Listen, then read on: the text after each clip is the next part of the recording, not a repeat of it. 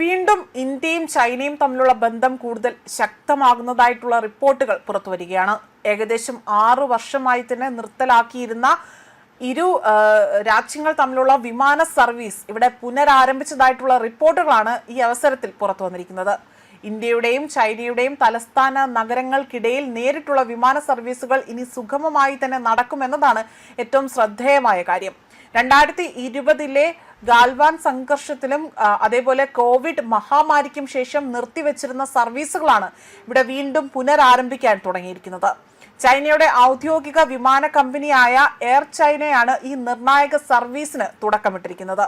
മാത്രമല്ല, പശ്ചിമേഷ്യൻ സംഘർഷത്തിൽ ചൈന എടുത്ത നിലപാട് എല്ലാവരിലും വലിയ അമ്പരപ്പ് ഉളവാക്കുകയും ചെയ്തിരുന്നു. എന്നാൽ അതിനു പിന്നിൽ ഇന്ത്യ ചൈന ബന്ധത്തിന്റെ വേരുകൾ ഇവിടെ ഊന്നിയിരിക്കുന്നതായി തന്നെ അവിടെ അതിന്റെ ഏറ്റവും വലിയ ഒരു തെളിവായി തന്നെയാണ്, അല്ലെങ്കിൽ ഈ ഒരു പശ്ചിമേഷ്യൻ സംഘർഷത്തിൽ ചൈന സംയമനം പാലിച്ചതിൽ നിന്നുള്ള കാരണങ്ങൾ ഇപ്പോൾ ഉരുത്തിരിഞ്ഞു വരികയാണ് എന്നതാണ് രാഷ്ട്രീയ നിരീക്ഷകരടക്കം വിലയിരുത്തിയിരിക്കുന്നത്. ബീജിംഗ് ക്യാപിറ്റൽ അന്താരാഷ്ട്ര വിമാനത്താവളത്തിൽ നിന്ന് ഡൽഹിയിലെ ഇന്ദിരാഗാന്ധി അന്താരാഷ്ട്ര വിമാനത്താവളത്തിലേക്കുള്ള വിമാനങ്ങൾ ആഴ്ചയിൽ 3 ദിവസം സർവീസ് നടത്തുമെന്നാണ് പ്രാഥമിക റിപ്പോർട്ടായി തന്നെ പുറത്തു വന്നിരിക്കുന്നത്.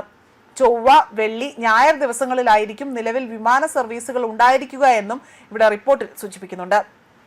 എയർബസ് A330 സീരീസ് വിമാനങ്ങളാണ് ഈ റൂട്ടിൽ ഉപയോഗിക്കുന്നത്.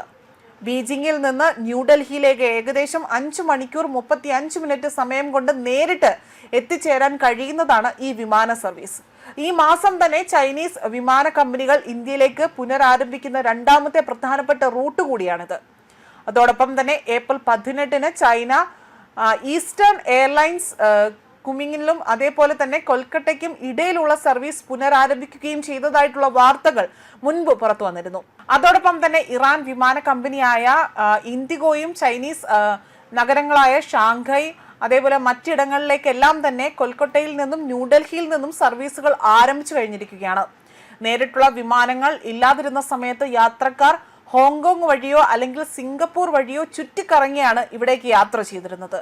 എന്തുതന്നെ ആയാലും പുതിയ നീക്കം ബിസിനസ് യാത്രക്കാർക്കും വിനോദസഞ്ചാരികൾക്കും വലിയൊരു ആശ്വാസമാകും എന്നതാണ് ഇവിടെ വിലയിരുത്തപ്പെടുന്നത്.